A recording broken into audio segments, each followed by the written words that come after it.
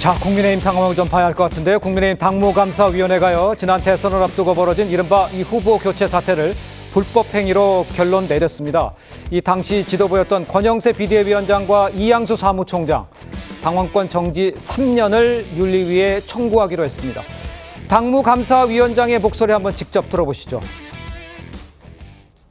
당원에 규정된 절차에 의해서 전당대회에서 후보가 결정된 경우 경선에 참여하신 후보와 선출된 후보 사이에 국힘 후보를 최종적으로 정한다는 것은 이를 비대위가 정할 수 있는 권한이 없습니다. 선출된 후보의 판단과 의사에 따라야 되며, 이는 당원 74조의 선출 후보의 당무 우선권 조항이 이걸 의미하고 있다고 봅니다. 선출된 후보의 의사에 반해서 일을 진행할 수는 없습니다. 한덕수 후보가 더 대선 승리 가능성이 높아가지고 후보 교체를 단행했다는 비대위 측의 주장이 솔직히 좀 납득하기 좀 어렵고요. 설득력이 떨어지고요. 이런 지금과 같은 사태가 벌어서 이렇게 당무감사를 해야 되고 국민의힘이 조롱거리가 되는 불행한 사태가 벌어진 게 안타까울 따름입니다. 징계 대상을 본건을 주도적으로 처리한 권영세 비대위원장과 이양수 선관위원장 2명으로 하기로 결정되었습니다. 두 분 다 당원권 정지 3년으로 징계 청구를 하기로 했습니다. 최종 결정은 윤리위원회에서. 자, 지금 최종 결정 윤리위원회라고 얘기했습니다. 윤기찬 변호사님 지금 중징계잖아요, 3년. 그렇다면 가장 궁금한 게 2028년인가요? 총선 때 그때 못 나오게 되는 겁니까? 그럴 가능성이 크죠. 이제 저게 의결된다면? 예, 저 부분은 뭐냐면 이제 당무감사위라는 것은 저희 사법 체계를 비춰보면 검사 역할을 하는 거거든요.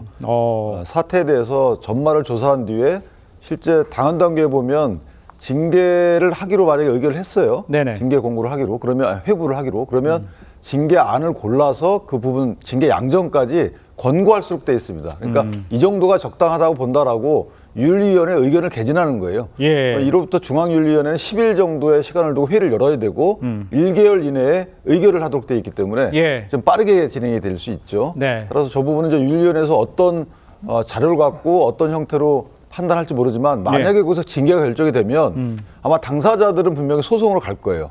일단 결국 지금 당무감사위원장이 한 말씀이 법률적으로 맞는 말씀인지 아닌지에 대해서 법원이 판단을 최종적으로 하지 않을까, 개인적으로 그렇게 판단합니다. 알겠습니다. 법원이 판단하는 상황까지 이야기가 흘러갈 상황이군요.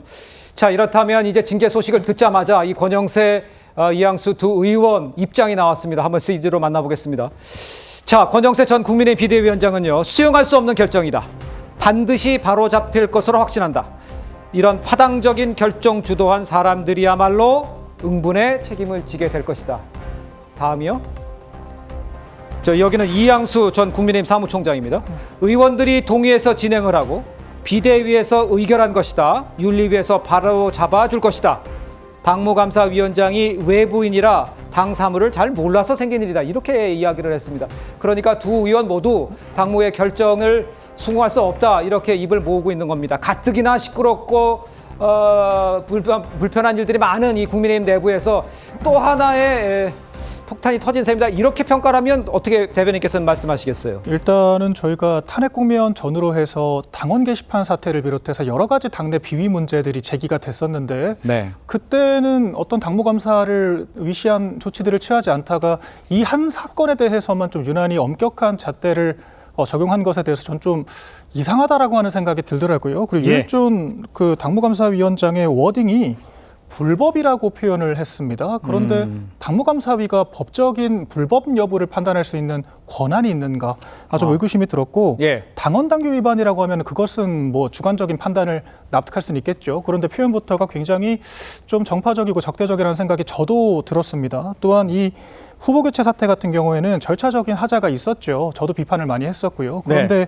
이것이 실행이 되지 않았습니다. 당원들의 판단에 의해서 부결이 되었기 때문에 최종적으로 실행되지 않았고 또한 이것이 김문수 후보자가 당사자였잖아요. 당시 당사자가 정치적으로 문제가 없다. 같이 선거를 뛰어야 한다라고 이야기를 하면서 당내 소강 상태가 된 이슈입니다. 그런데 이것을 굳이 지금 끄집어내는 이유를 잘 모르겠고 판단 자체도 당사자들이 반발을 하고 있기 때문에 지금 이런 좀 혼란 상황이 지속될 것으로 보인다. 저야말로 좀 안타까운 상황이다.